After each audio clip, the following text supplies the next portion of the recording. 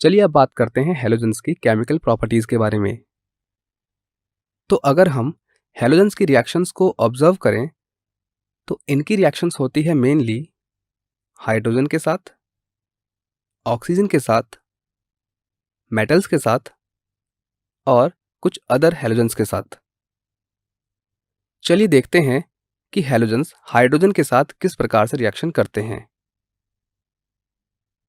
यहाँ पर halogen molecule और हाइड्रोजन मॉलिक्यूल्स हैं जो कि रिएक्टेंट हैं। जब इनकी रिएक्शन होती है तो पहले एक इंटरमीडिएट बनता है जिसमें H और X के बीच में टेम्परेरी बॉन्ड्स बनते हैं। उसके बाद H2 के बीच का बॉन्ड और X2 के बीच का बॉन्ड ब्रेक हो जाता है और H और X के बीच में नए बॉन्ड्स बनते हैं जिससे हाइड्रोजन हैलाइड की फॉर्मेशन होती है। चलिए अब देखते हैं कि हैलोजेंस हाइड्रोजन के साथ किस तरह से रिएक्टिविटी शो करते हैं। यहाँ पर हमने F2, Cl2, Br2 और I2 मॉलिक्यूल्स शो किए हैं। आप देख सकते हैं कि जैसे जैसे हम फ्लोरीन से आयोडीन की तरफ आते हैं तो इनका साइज इंक्रीज होता है और बॉन्ड लेंथ लंबी होती जाती है। जब इनमें से कोई भी हैलोजन H2 के साथ रिएक्ट करता है तो रिएक्टिविटी आयोडीन से लेकर के फ्लोरीन तक बढ़ती है और इनके जो प्रोडक्ट बनते हैं वो होते हैं HF, HCl, HBr और HI। आप यहाँ पर देख सकते हैं कि HF का बॉन्ड लेंथ सबसे छोटा है और HI का बॉन्ड लेंथ सबसे बड़ा है। तो यहाँ पर दो बात ध्यान देने की है। द फर्स्ट वन इज कि हैलोजेंस का जो हाइड्रोजन के साथ रिएक्टिविटी ऑर्डर है वो फ्लोरीन से लेकर के आयोडीन तक डिक्रीज होता है, या हम बोल सकते हैं कि आयोडीन से लेकर के फ्लोरीन तक इंक्रीज होता है। द सेकेंड वन इज कि जो प्रोडक्ट बनता है यानी कि HF, HCl, HBr और HI, इन सब की जो बॉन्ड लेंथ है वो HF से लेकर के HI तक इंक्रीज होती है। अगर हम HF मॉलिक्यूल को देखें तो उसका बॉन्ड लेंथ बहुत स्मॉल है जिसकी वजह से इसको ब्रेक करना बहुत मुश्किल है और इसीलिए जो इसकी बॉन्ड डिसोसिएशन एंथैल्पी है वो बहुत ज़्यादा है और ये रिलेटिवली स्लो रेट के साथ H+ देता है, जिसकी वजह से हम कह सकते हैं कि HF एक वीक एसिड है। ऑन दी अदर हैंड अगर हम HI मॉलिक्यूल को देखें तो इसकी बॉन्ड लेंथ HF के कंपैरिजन में बहुत ज़्यादा है और इसीलिए इसको ब्रेक करना आसान है, जिसकी वजह से इसकी जो बॉन्ड डिसोसिएशन एंथैल्पी है वो बहुत कम है और इसीलिए ये बहुत जल्दी किसी भी सॉल्यूशन में H+ आयंस दे देता है, जिसकी वजह से HI एक स्ट्रॉन्गर एसिड की तरह बिहेव करता है। चलिए अब HX की कुछ प्रॉपर्टीज देख लेते हैं।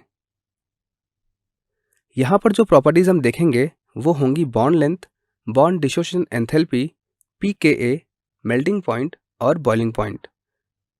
बॉन्ड लेंथ पिकोमीटर में होगी, बॉन्ड डिसोसिएशन एंथैल्पी किलोजूल पर मोल में होगी, मेल्टिंग पॉइंट केल्विन में होगा और बॉइलिंग पॉइंट भी केल्विन में होगा। अगर HF की बात करें तो इसके लिए बॉन्ड लेंथ होती है 91.7, जबकि इसके लिए BDE की वैल्यू होती है 574। इसका pKa वैल्यू होता है 3.2, इसका मेल्टिंग पॉइंट 190 जबकि बॉइलिंग पॉइंट 293 केल्विन होता है।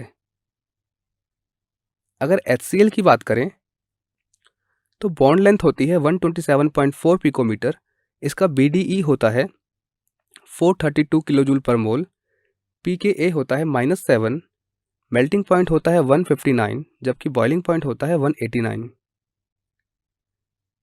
अगर यही सब प्रॉपर्टीज HBr के लिए मेजर करें तो बॉन्ड लेंथ होती है 141.4 पिकोमीटर, BDE की वैल्यू होती है 363 किलोजूल पर मोल, pKa वैल्यू होता है -9.5, मेल्टिंग पॉइंट होता है 185 केल्विन और बॉइलिंग पॉइंट होता है 206 केल्विन। HI के लिए बॉन्ड लेंथ होता है 160.9 पिकोमीटर, BDE की वैल्यू होती है 295 किलोजूल मोल इनवर्स, pKa की वैल्यू होती है -10, मेल्टिंग पॉइंट होता है 222 केल्विन और बॉइलिंग पॉइंट होता है 238 केल्विन। तो इस टेबल में आप HF, HCl, HBr और HI की इन सभी प्रॉपर्टीज को इजीली कंपेयर कर सकते हैं। चलिए अब देखते हैं कि हैलोजेंस ऑक्सीजन के साथ किस तरह से रिएक्टिविटी शो करते हैं। सबसे पहले बात करते हैं फ्लोरीन और ऑक्सीजन की रिएक्शन की। फ्लोरीन जब ऑक्सीजन से रिएक्शन करता है तो वो एक कंपाउंड बनाता है OF2, जबकि उसका दूसरा कंपाउंड होता है O2F2। OF2 को बोलते हैं ऑक्सीजन डाइफ्लोराइड और ये थर्मली स्टेबल होता है, जबकि O2F2 को बोलते हैं ऑक्सीजन फ्लोराइड और ये थर्मली अनस्टेबल होता है। ये दोनों ही कंपाउंड यानी कि OF2 और O2F2 बहुत अच्छे, बहुत ही स्ट्रॉन्ग फ्लोरीनेटिंग एजेंट्स होते हैं। चलिए अब बाकी हैलोजेंस यानी कि क्लोरीन, ब्रोमीन और आयोडीन की रिएक्टिविटी ऑक्सीजन के साथ देख लेते हैं। जब ब्रोमीन, क्लोरीन और आयोडीन ऑक्सीजन के साथ रिएक्ट करते हैं तो ब्रोमीन बेसिकली Br2O, BrO2 और BrO3 प्रकार के ऑक्साइड्स बनाता है, जिनकी stability number of oxygen atoms बढ़ने के साथ साथ बढ़ती है। अगर यहाँ पर ब्रोमीन का ऑक्सीडेशन स्टेट देखें तो Br2O में +1, BrO2 में +4 और BrO3 में +6 होता है। इसका मतलब हम ये भी बोल सकते हैं कि ऑक्साइड्स में जैसे जैसे ब्रोमीन की ऑक्सीडेशन स्टेट बढ़ती है, ऑक्साइड्स की स्टेबिलिटी भी बढ़ती है। अगर क्लोरीन की बात करें तो क्लोरीन बनाता है Cl2O, ClO2, Cl2O6 और Cl2O7। इनका स्टेबिलिटी ऑर्डर भी नंबर ऑफ ऑक्सीजन एटम्स बढ़ने के साथ साथ बढ़ता है, या हम कह सकते हैं कि क्लोरीन की ऑक्सीडेशन स्टेट बढ़ने के साथ साथ बढ़ता है। आप देख सकते हैं। इसी प्रकार से जो आयोडीन है वो बनाता है I2O4, I2O5 और I2O7।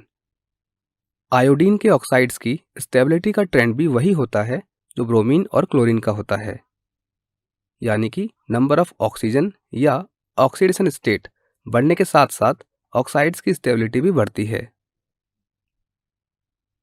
अच्छा, ये तो हम समझ गए कि ब्रोमीन के जो ऑक्साइड्स होते हैं उनका स्टेबिलिटी ऑर्डर क्या होता है, क्लोरीन के ऑक्साइड्स का स्टेबिलिटी ऑर्डर क्या होता है और आयोडीन के ऑक्साइड्स का स्टेबिलिटी ऑर्डर क्या होता है।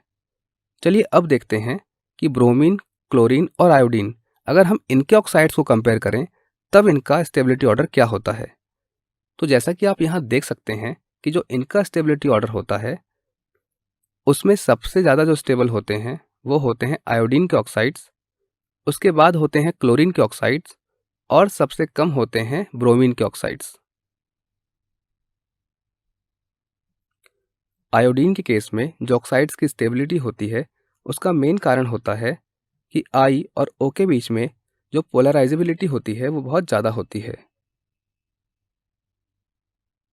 जबकि क्लोरीन के केस में क्या होता है कि सुटेबल d ऑर्बिटल की अवेलेबिलिटी से Cl और O के बीच में मल्टीपल बॉन्ड्स फॉर्म हो जाते हैं। बट ब्रोमीन के केस में इन दोनों ही फैक्टर्स में से कोई भी फैक्टर नहीं होता है, इसीलिए ब्रोमीन के जो ऑक्साइड्स होते हैं वो लेस स्टेबल होते हैं। चलिए अब देखते हैं कि हैलोजेंस मेटल्स के साथ कैसे रिएक्शन करते हैं और उनका रिएक्टिविटी ऑर्डर क्या होता है। यहाँ पर F2Cl2 Br2 और I2 मॉलिक्यूल्स हैं जो किसी मेटल M के साथ रिएक्शन करते हैं, तो इस रिएक्शन से रेस्पेक्टिव मेटेलिक हैलाइड्स बनते हैं, जैसे कि MF, MCl, MBr और Mi। अगर हम यहाँ पर इन मेटेलिक हैलाइड्स के आयनिक कैरेक्टर को कंपेयर करें तो फ्लोरीन से आयोडीन तक आने पर आयोनिक कैरेक्टर डिक्रीज करता है। चलिए कुछ और मेटल्स के साथ हैलोजेंस की रिएक्टिविटी देखते हैं।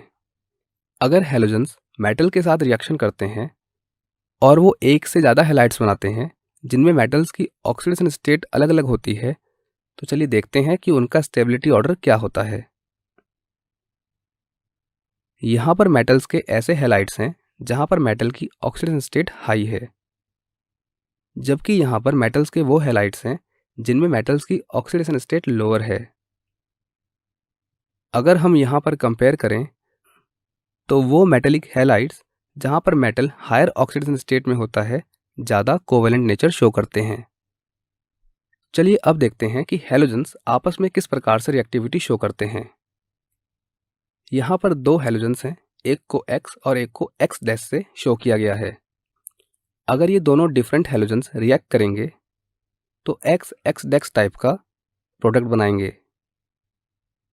ऐसे प्रोडक्ट्स को या ऐसे कंपाउंड्स को इंटर हैलोजन कंपाउंड्स कहते हैं, यानी कि जब दो हैलोजन्स रिएक्ट करते हैं तो उनसे बनने वाले कंपाउंड्स को हम इंटर हैलोजन कंपाउंड्स कहते हैं।